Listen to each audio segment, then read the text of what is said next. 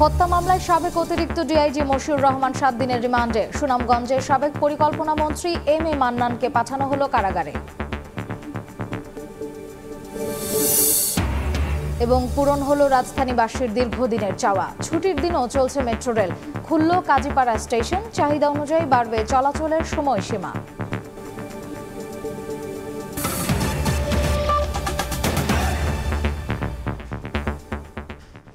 সময় সংবাদের সঙ্গে আছে আমি মার্জিয়া শ্রেয়া।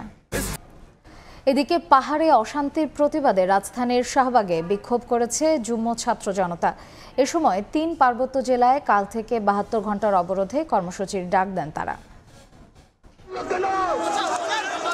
আবারও পাহাড়ের দ্রোহের কণ্ঠ নেমে এলো সমতলে। স্লোগানে বিক্ষোভে উত্তাল রাজধানীর শাহবাগ চত্বর। বৃহস্পতিবার খাগড়াছড়ি দীঘিনালায় পাহাড়ি ও বাঙালিদের সংঘর্ষে 3 জন নিহত হন। আহত হন অন্তত 20 জন। এ সময় পাহাড়ি জনগোষ্ঠীর দোকান ও ঘরবাড়িতে আগুন দেওয়া হয়। এরই প্রতিবাদে শুক্রবার সকালে ঢাকা বিশ্ববিদ্যালয় থেকে মিছিল নিয়ে শাহবাগে জড়ো হন কয়েকশো আদিবাসী শিক্ষার্থী ও আন্দোলনকারীরা। এ সময় বিক্ষোভকারীরা বলেন, অবিলম্বে হামলায় জড়িতদের বিচার করতে হবে। পাশাপাশি পার্বত্য চট্টগ্রাম চুক্তি বাস্তবায়ন সহ 8 দফা দাবি তুলে ধরেন বক্তারা।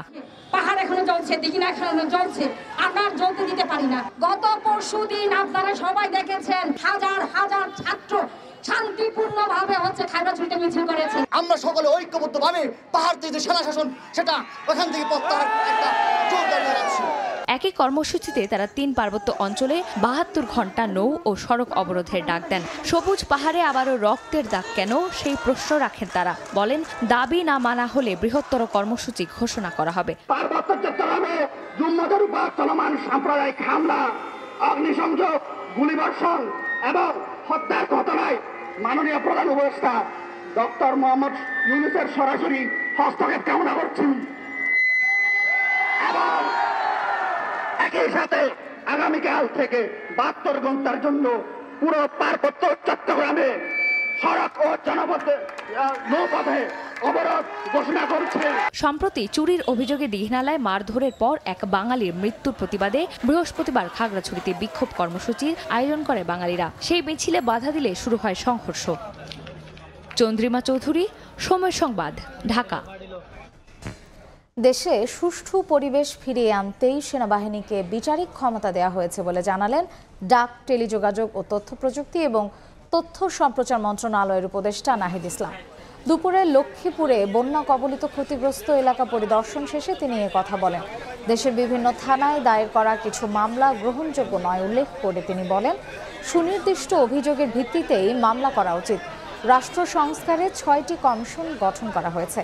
অক্টোবর মাস থেকে এ কার্যক্রম শুরু করবে বলেও জানান তিনি।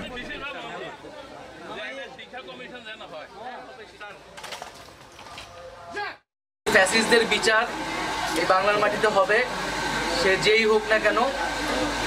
আমরা আইন শৃঙ্খলার পরিবেশ ধীরে ধীরে কিন্তু ফিরে আসছে এবং সেনাবাহিনীকে ম্যাজিস্ট্রেসি ক্ষমতা দেওয়া হয়েছে যাতে এই কার্যক্রমগুলো দ্রুত হয়। এবং সারা দেশে যে মামলাগুলো রয়েছে অনেকগুলো মামলাই আসলে আবার গ্রহণযোগ্য নয়। আমরা সেক্ষেত্রে আহ্বান জানিয়েছি যে সুনির্দিষ্ট অভিযোগের ভিত্তিতে যাতে মামলাগুলো করা হয় এবং সেই মামলার ভিত্তিতে যাতে পুলিশ এবং প্রশাসন দ্রুত ব্যবস্থা নেয় এবং তাদেরকে গ্রেফতার করা হয়। বৈষম্য বিরোধী ছাত্র আন্দোলনে নিউ মার্কেট এলাকায় ব্যবসায়ী আব্দুল ওয়াদুদকে গুলি করে হত্যা মামলায় ডিবির লালবাগ বিভাগের সাবেক উপপুলিশ কমিশনার মশিউর রহমানের 7 দিনের রিমান্ড মঞ্জুর করেছেন আদালত। দুপুরে ঢাকার মেট্রোপলিটন ম্যাজিস্ট্রেট সাদ্দাম হোসেনের আদালত শুনানি শেষে এ আদেশ দেন। এর আগে মশিউর রহমানকে আদালতে হাজির করে 10 দিনের রিমান্ড আবেদন করে পুলিশ। উভয় পক্ষের শুনানি শেষে আদালত 7 দিন মঞ্জুর করেন। বৈষম্য বিরোধী ছাত্র আন্দোলনের সময় গত 19 জুলাই বিকেলে নিউ মার্কেট এলাকায় পুলিশের গুলিতে ব্যবসায়ী আব্দুল ওয়াদুদ মারা যান। এ ঘটনায় তার শ্যালক আব্দুর রহমান, সাবেক প্রধানমন্ত্রী শেখ হাসিনা, সেতুমন্ত্রী ওবায়দুল কাদের সহ 130 জনের বিরুদ্ধে হত্যা মামলা দায়ের করেন।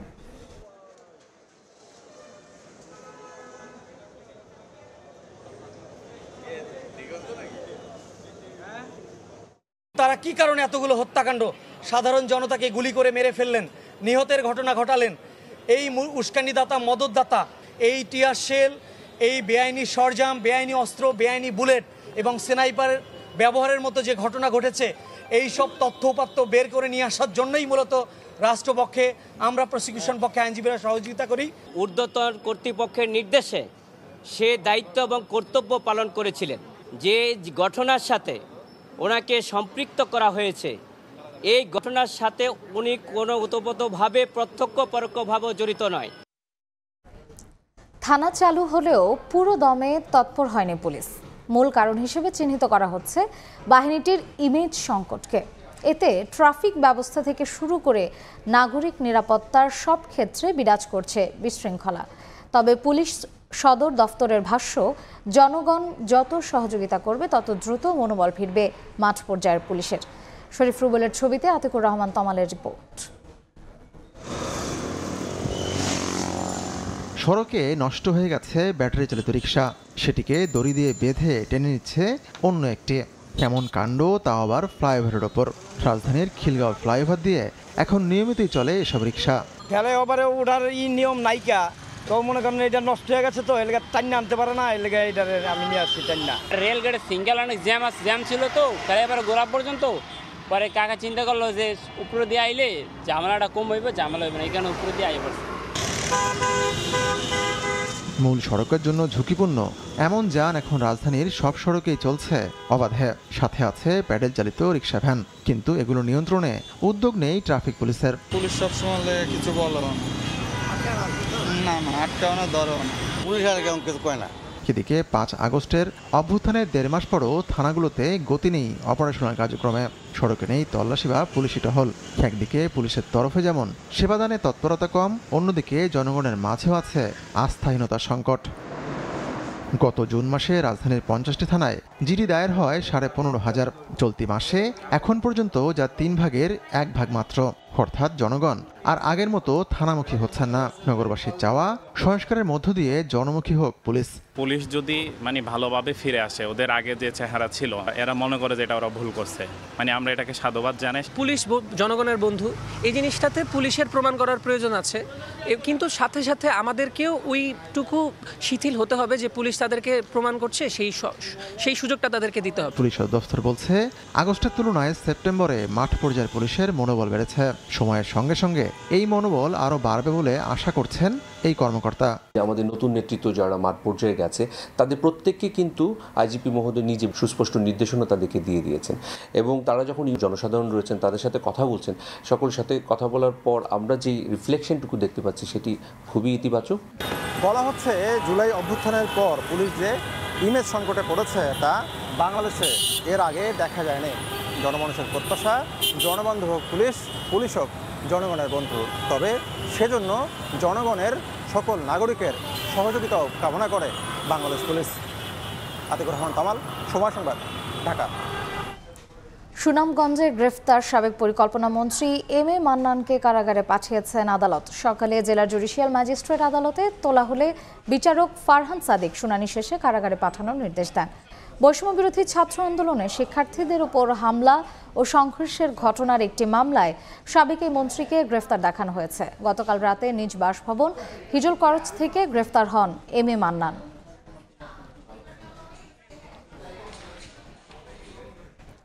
সাবেক স্বাস্থ্যমন্ত্রী জাহিদ মালেক ক্ষমতায় থাকাকালীন গড়েছেন নিজস্ব বাহিনী। মানিকগঞ্জে নামে বেনামে অর্জন করেছেন বিপুল পরিমাণ সম্পদ। তার বিরুদ্ধে জমি দখল সহ নির্যাতনের অভিযোগ স্থানীয়দের। মোহাম্মদ ইউসুফ আলীর পাঠানো তথ্য ও রমজান আলীর ছবি নিয়ে রিপোর্ট। গত সরকারের এমপি ও মন্ত্রী থাকাকালীন সাবেক স্বাস্থ্যমন্ত্রী জাহিদ মালেক নিজ এলাকা মানিকগঞ্জে গড়ে তোলেন সম্পদের পাহাড়। গ্রামে তৈরি করেছেন অভিজাত বাড়ি, বিশাল শুভ্র সেন্টার ও ঢাকা আরিচা মহাসড়কের মানিকগঞ্জের বাস স্ট্যান্ডের কাছে বহুতল ভবন। মেডিকেল হাসপাতাল সহ বিভিন্ন নিয়োগ, বদলি, সরঞ্জামাদি, ওষুধ বাণিজ্য করে শত শত কোটি টাকা হাতিয়ে নেয়। নিজস্ব বাহিনী দিয়ে সাধারণ মানুষকে নির্যাতনের অভিযোগ রয়েছে তার বিরুদ্ধে। অবৈধভাবে বিভিন্ন জমি কিনছে, মানুষের ভয় দেখে নিচ্ছে, তারপর আবার ওই যে ফার্ম টার্ম করছে। বিনা ভোটে এমপি হয়েছে, জনের সাথে তার কোনো সম্পৃক্ততা ছিল না। সে বিভিন্ন নেতৃবৃন্দের নামে মিথ্যা মামলা হয়রানি করছে। সে মানিকগঞ্জের মধ্যে সবচেয়ে বড় দুর্নীতিবাজ। আমরা বাড়ি বল লোক আমাকে চিনে নাই, আর উনি বলছে দেশে গরিব মানুষ নাই। এরই মধ্যে আদালতের নির্দেশে জাহিদ মালেকের সব ব্যাংক হিসাব ও লেনদেন বন্ধ করা হয়েছে। তবে তার অবৈধ অর্থ জব্দ করে সরকারি কোষাগারে জমা করার দাবি নাগরিক সমাজের প্রতিনিধিদের। সরকারের উদ্যোগ নেওয়া দরকার যে আইন বহির্ভূত যে সম্পদগুলো রয়েছে সেই সম্পদগুলো রাষ্ট্রীয় কোষাগারে আনা দরকার। সাধারণ মানুষ, নিরীহ মানুষ যারা রয়েছে তাদের উপরে যে বল প্রয়োগ করা হয়েছে, তাদের যে নির্যাতন জুলুম করা হয়েছে, এরও দ্রুত বিচার হওয়া দরকার। 2008 সালে প্রথমবার সংসদ সদস্য নির্বাচিত হন জাহিদ মালেক। এরপর দুই মেয়াদে স্বাস্থ্যমন্ত্রী ছিলেন। দুর্নীতির টাকায় নামে বেনামে প্রায় 12টি ব্যবসা প্রতিষ্ঠান নির্মাণ করেছেন তিনি। প্রথমবার সংসদ সদস্য নির্বাচনের পর থেকে এ পর্যন্ত তার সম্পদের হিসাব বেড়েছে 11 গুণ। সময় সংবাদ, মানিকগঞ্জ। দেখছেন সময় সংবাদ। সাপ্তাহিক ছুটির দিনেও ঘুরল মেট্রো রেলের চাকা। 2 মাস বন্ধ থাকার পর চালু হয়েছে মেট্রো রেলের কাজীপাড়া স্টেশন। প্রতি শুক্রবার বিকেল 3:50 থেকে রাত 9:40 পর্যন্ত মেট্রো রেল চলবে। শুক্রবার বিকেলে উত্তর স্টেশন থেকে কাজীপাড়া স্টেশন পর্যন্ত ভ্রমণ শেষে মেট্রো রেলের ব্যবস্থাপনা পরিচালক জানান, মেট্রো রেলের কাজীপাড়া স্টেশনটি চালু করতে 20,50,000 টাকা খরচ হয়েছে। তবে আপাতত মিরপুর 10 নম্বর স্টেশন বন্ধ থাকবে। দ্রুত সময়ের মধ্যে এই স্টেশনটি চালু করতে কাজ করা হচ্ছে বলেও জানান তিনি। মিরপুরের জন্য একটা হাই পাওয়ার টিম করা হয়েছে আমাদের মন্ত্রণালয়ের অতিরিক্ত সচিব মহোদয়ের নেতৃত্বে। প্রত্যেকটা জিনিস কারিগরি লোকজন সেখানে আইটেম ওয়াইজ চেক করছেন। আইটেম ওয়াইজ চেক করার পরে 7-8 দিন লাগবে আরও। এই রিপোর্টটা পাওয়ার পরে আমরা বুঝতে পারবো যে সেখানে কী ধরনের ক্ষতি হয়েছে চূড়ান্ত বিচারে, এবং সেই মালামালগুলি দেশে বিদেশে আমদানি করে কতদিন সময় লাগতে পারে এবং কী পরিমাণ ব্যয় হবে।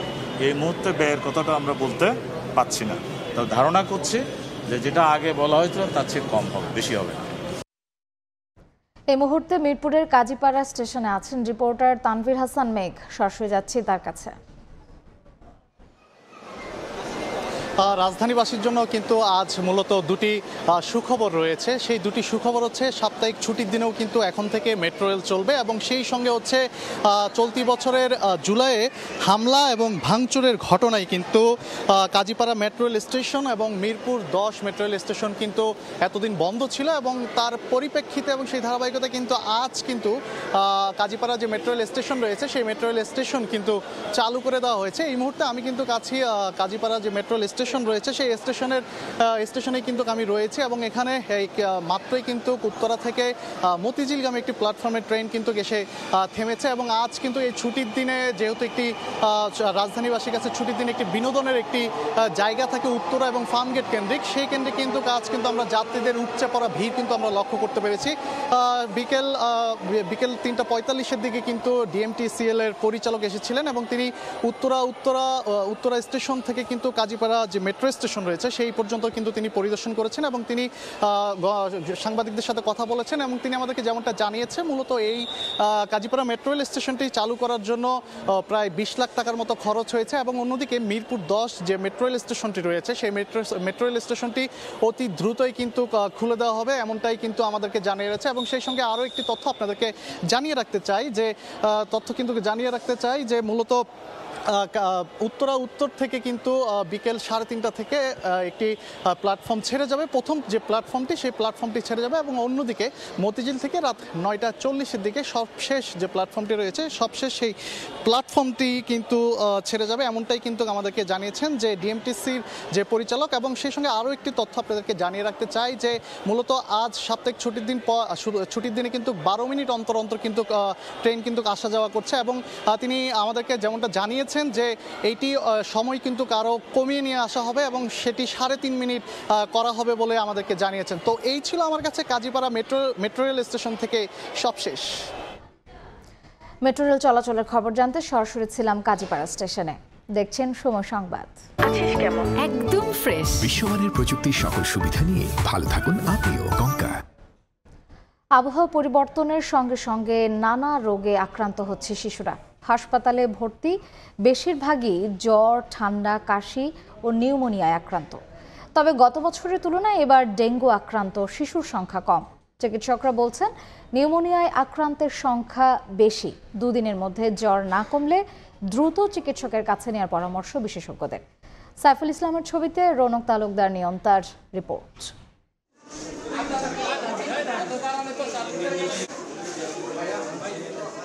প্রাণোচ্ছল ছোটাছুটিতে মেতে থাকার কথা থাকলেও অসুস্থতার কাছে হেরেছে চাঞ্চল্য। অসুস্থ সন্তানকে নিয়ে চিকিৎসকের অপেক্ষায় স্বজনরা। রাজধানীর শিশু হাসপাতালের জরুরি বিভাগ যেন হিমশিম খাচ্ছে রোগী সামলাতে।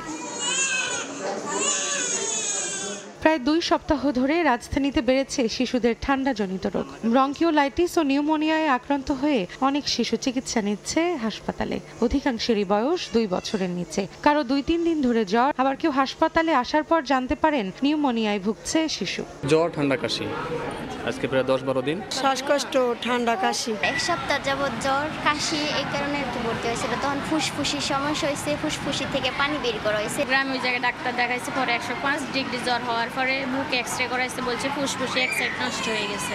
পরে এই জায়গায় নিয়ে আসার পর আইসিইউতে রাখছি 16 দিন। গেল 1 সপ্তাহে শিশু হাসপাতাল ও ইনস্টিটিউটের জরুরি বিভাগে আসা 2292 জন রোগীদের মধ্যে 1722 জনই আসে সর্দি, কাশি ও জ্বর নিয়ে। নিউমোনিয়ায় আক্রান্ত 420 জন শিশু, আর ঠান্ডাজনিত রোগ নিয়ে ভর্তি হয়েছে 86 জন। Cough and cold maximum, bronchiolitis, pneumonia, বাচ্চারা আক্রান্ত হয়। আপনার যখন যে সিজন থাকার কথা সেটা যদি হঠাৎ করে চেঞ্জ হয়ে যায়, তখন এই যে ভাইরাস ব্যাকটেরিয়ার প্রকোপটা বেড়ে যায়। একটু কাশি, একটু সর্দি হলে যেন তারা খুব আর্লি স্টেজে ডক্টরের শরণাপন্ন হয় এবং তারা মেডিকেশন আসতে পারে। জ্বর আসার 2 দিনের মধ্যে না কমলে দ্রুত চিকিৎসকের কাছে নেওয়ার পরামর্শ দিয়ে বিশেষজ্ঞরা বলছেন, বারবার বমি বা শিশু নিস্তেজ হয়ে পড়লে পানি শূন্যতা দেখা দিতে পারে। তাই স্যালাইন ও পর্যাপ্ত পানি পান করাতে হবে। বমি থামাতে পারছে না, কিংবা খেলেই বমি করছে, কিংবা বাচ্চার শ্বাসকষ্ট উঠে গেছে। কাশি, আমি তো হোম রেমেডি ইউজ করতেই পারি একটু গলা সুদিং করার জন্য। গরম পানি, লেবু রস, মধু খাওয়ালাম, 1 দিন 2 দিন ভালো হলো না, এটার সঙ্গে জ্বর হচ্ছে এবং সবচেয়ে বড় কথা শ্বাসকষ্ট শুরু হয়ে গেল। তখন কিন্তু আপনার বাসায় আর বাচ্চাকে রাখা যাবে না। 100 ডিগ্রি জ্বর বা শ্বাসকষ্ট হলে তখনই চিকিৎসকের কাছে নেওয়ার পরামর্শ দিচ্ছেন চিকিৎসকরা। এর পাশাপাশি মাঝে মধ্যে শরীর মুছে দেওয়া বা ঘাম মুছে দেওয়া সহ ঠান্ডা খাবার বা ফুল স্পিডে ফ্যান ব্যবহারে সতর্কতা অবলম্বন করলে শিশুদের সুস্থ রাখা সম্ভব বলে মনে করেন চিকিৎসকরা। রৌনক নিয়ন্তা, সময় সংবাদ, ঢাকা। সরকার নির্ধারিত দামের প্রভাব নেই রাজধানীর মুরগি ও ডিমের বাজারে। প্রতি কেজিতে 10 টাকা বাড়তিতে বিক্রি হচ্ছে ব্রয়লার, আর ডিমের ডজনে গুনতে হচ্ছে 18 টাকা বেশি। চড়া দরে ইলিশ বিক্রি হলেও কেজিতে 50 টাকা কম অন্যান্য মাছের। সরবরাহ ঘাটতির কথা বলে ঊর্ধ্বমুখী সব ধরনের সবজির দাম। প্রাণী সম্পদ অধিদপ্তর, কৃষি বিপণন অধিদপ্তর এবং পোল্ট্রি সংশ্লিষ্ট বিভিন্ন সংস্থা বা প্রতিষ্ঠানের সমন্বয়ে জয়েন্ট ওয়ার্কিং গ্রুপের মাধ্যমে গত 15 সেপ্টেম্বর খুচরা পর্যায়ে প্রতি কেজি ব্রয়লার মুরগির সর্বোচ্চ 180 টাকা ও সোনালী মুরগি সর্বোচ্চ 270 টাকায় বিক্রি হওয়ার কথা। তবে রাজধানীর কারণ বাজারে ব্রয়লারের কেজি বিক্রি হচ্ছে 190 টাকা, বাড়তি সোনালী সহ লেয়ারের দামও। আমাদের যারা গরিব আছি তারা তো অসুবিধা, চলার মতো কায়দা নাই। কমার জন্য সরকার মনে করেন কঠিনে ইয়ে নিতে হইব, খাদ্যের দাম কমাইতে হইব। এছাড়া খুচরা পর্যায়ে প্রতি ডজন ডিমের সর্বোচ্চ দাম হওয়ার কথা 142 টাকা 44 পয়সা, তবে বাজারে বিক্রি হচ্ছে 160 টাকায়। 83 টাকা 60 পয়সা করে এলে 152 টাকা ডজন পড়ে, তো আমরা 155 টাকা দিয়ে কিনে 52 টাকা বেশি, আমাদেরও তো পড়তে হয়।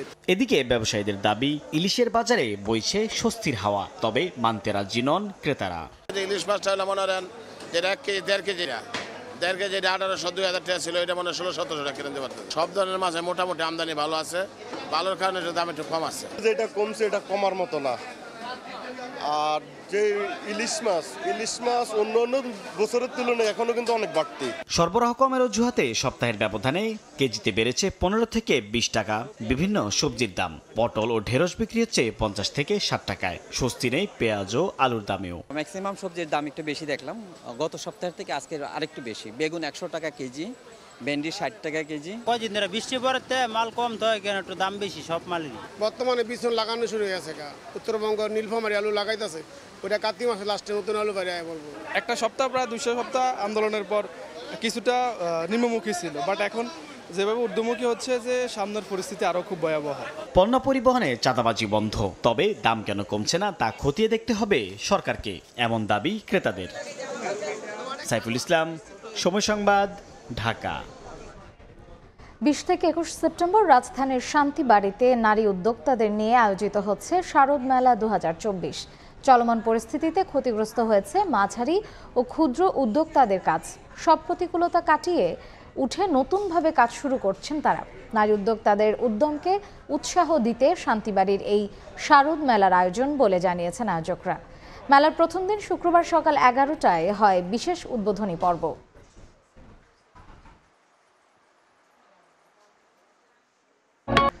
এবার নিজেকে ইসরায়েলের রক্ষক বলে দাবি করলেন ডোনাল্ড ট্রাম্প। আসন্ন মার্কিন প্রেসিডেন্ট নির্বাচনে জয়ী না হলে ইহুদি আমেরিকান ভোটারদের পস্তাতে হবে বলেও মন্তব্য করেছেন তিনি। যুক্তরাষ্ট্রের ওয়াশিংটন ডিসির এক সম্মেলনে অংশ নিয়ে এ কথা বলেন ট্রাম্প। এদিকে দেশটিতে বন্দুক সহিংসতা বন্ধে পদক্ষেপ নেওয়ার কথা জানালেন ট্রাম্পের প্রতিদ্বন্দ্বী প্রার্থী Kamala Harris.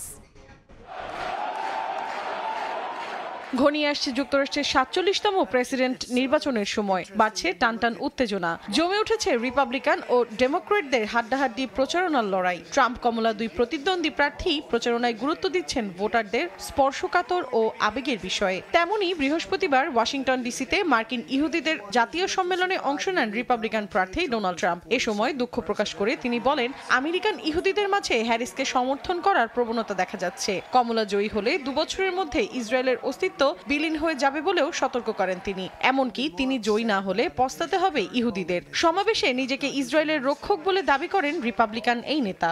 Israel will be wiped off the face of the earth if I don't win, and that's a big statement. That's a horrible statement to make, and it's just the way I feel, and a lot of people in this room agree with me.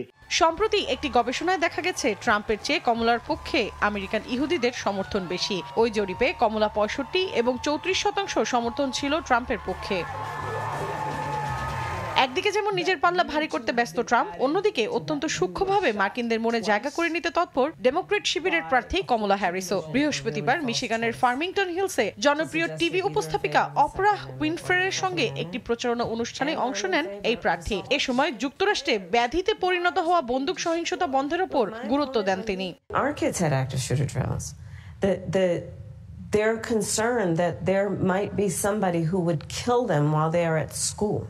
This is not the sign of a civil society. একদিকে tax কমানো, বিনিয়োগ বাড়ানো, চাকরির সুযোগ সৃষ্টিকে প্রাধান্য দিচ্ছেন Trump. অন্যদিকে মধ্যবিত্তদের জীবনমানের উন্নতি, বিত্তশালীদের আয়কর বাড়ানো, বন্দুক সহিংসতা বন্ধের দিকে জোর দিচ্ছেন কমলা। তবে এ দুজনের কারোর মধ্যেই জোরালো অর্থনৈতিক পরিকল্পনা নেই বলে মনে করেন মার্কিনরা। সম্প্রতি যুক্তরাষ্ট্রের APNORC জরিপে উঠে এসেছে এ তথ্য। মৌসুমী সাথী, সময় সংবাদ। টানা 42 দিন পর কর্মবিরতি আংশিক তুলে নেওয়ার ঘোষণা দিয়েছেন ভারতের পশ্চিমবঙ্গের জুনিয়র চিকিৎসকরা। শনিবার থেকে বিভিন্ন হাসপাতালে জরুরি পরিষেবায় যোগ দেবেন তারা। তবে বিচার সুনিশ্চিত না হওয়া পর্যন্ত আন্দোলন অব্যাহত থাকবে। বিস্তারিত জানাচ্ছেন সুব্রত আচার্য, ছবি তুলেছেন বিশ্বজিৎ দাস। বৃহস্পতিবার সন্ধ্যায় ভারতের পশ্চিমবঙ্গ সরকারের সঙ্গে আবারও বৈঠকে বসেন আন্দোলনকারীরা। মমতা প্রশাসনকে বেশ কয়েকটি শর্ত দেন তারা। আগামীতে কোনো মেডিকেল কলেজ হাসপাতালে এ ধরনের কাণ্ড যাতে না ঘটে সেটা নিশ্চিতের দাবিও জানানো হয়। রাজ্যের চলমান স্বাস্থ্য ব্যবস্থা ঢেলে সাজানোর আহ্বানও জানান বিক্ষোভকারীরা। পরে চলমান কর্মবিরতির আংশিক তুলে নেওয়ার ঘোষণা দেন আন্দোলনরত জুনিয়র চিকিৎসকরা। শনিবার সকাল থেকে নিজ নিজ হাসপাতালের জরুরি চিকিৎসা পরিষেবায় অংশ নেবেন তারা। তবে বিচার সুনিশ্চিত না হওয়া পর্যন্ত আন্দোলন জারি থাকবে। প্রয়োজনে আবারও পূর্ণ কর্মবিরতিতে যাওয়ার হুঁশিয়ারিও দেন আন্দোলনকারীরা।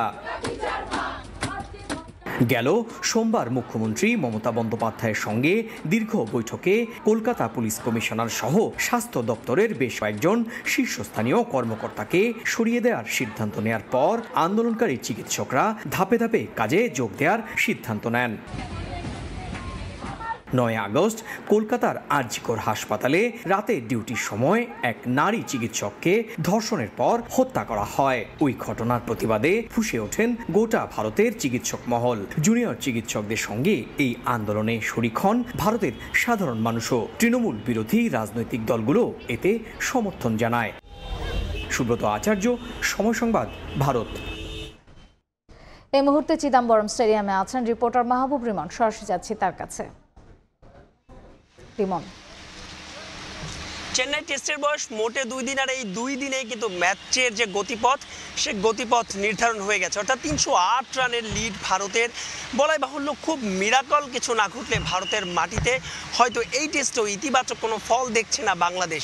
এর সবচাইতে বড় কারণ আপনার ব্যাটিং ব্যর্থতা। এই ব্যাটিং ব্যর্থতা নিয়ে পাকিস্তান সিরিজেও কথা হয়েছিল, তবে সেখানে 26 রানে 6 উইকেট পড়ে যাওয়ার পরে লিটন এবং মিরাজের একটা কাব্যিক একটা ইনিংস ছিল। তবে চিদম্বরমে কিন্তু সে কোনো রূপকথা নয়, একেবারে বাংলাদেশের যাচ্ছে তাই ব্যাটিং। 149 রান করেছে টাইগাররা নিজেদের প্রথম ইনিংসে। এবং আউটের যদি কথা বলি, আউট আপনি হতেই পারেন টেস্ট ক্রিকেটে, তবে যে বাজে আউটের যে প্রতিযোগিতা সেখানে একজন কিন্তু অন্যজনকে ছাড়িয়ে গেছে। দলের সবচাইতে সেরা তারকা মুশফিকুর রহিমের আউট কিংবা সাদমান সাকিব সবার আউটই ছিল যাচ্ছে তাই এবং জঘন্য। তবে এইসব আউটের ভিড়ও কিন্তু ম্লান হবে না টাইগার বোলারদের কীর্তি। আজও কিন্তু ভারতের 7টা উইকেট তারা তুলে নিয়েছে। অর্থাৎ প্রথম সেশনে ভারতের যে গতকাল 6টা উইকেট ছিল, বাকি 4টা উইকেট, এবং আজকেও কিন্তু দিনের শেষ সেশনে 3 উইকেট তুলে নিয়েছেন। কিন্তু ওই যে প্রথমে বলছিলাম যে লিডটা 308, এবং চিদম্বরমের যে উইকেট বলে যে তৃতীয় দিন থেকে কিন্তু পুরোপুরি স্পিনাররা এখানে সহায়তা পেয়ে থাকেন, এবং ভারতের দলে কিন্তু 2জন বিশ্বমানের স্পিনার রয়েছেন, একজন অশ্বিন, অন্যজন জাদেজা, যারা কিনা এই মাঠে অর্থাৎ চিদম্বরম স্টেডিয়ামের সেরা 15 উইকেট টেকার, অর্থাৎ সর্বোচ্চ 15 জন উইকেট টেকারের 2জন। এবং বলাই বাহুল্য বাংলাদেশের ব্যাটসম্যানদের সামনে কঠিন চ্যালেঞ্জও অপেক্ষা করছে আগামীকাল। তবে তার আগে দেখার বিষয় যে ভারত তাদের লিডটাকে কোথায় নিয়ে থামায়।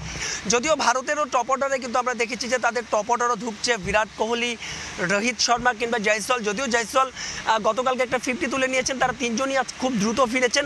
তাসকিন আহমেদের কথা আলাদাভাবে বলতে হয়। গতকাল যদি দিনটা হয় হাসান মাহমুদের, তবে আজকের দিনটা কিন্তু টাইগার পেসার তাসকিন আহমেদের।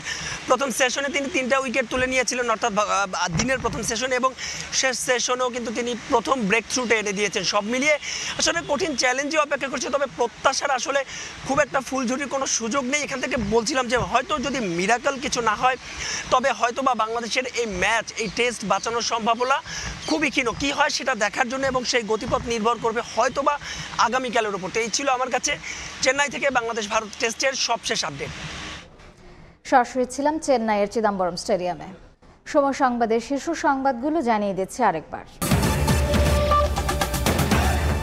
এই ছিল সময় সংবাদের আয়োজন। সঙ্গেই থাকুন সময়ের।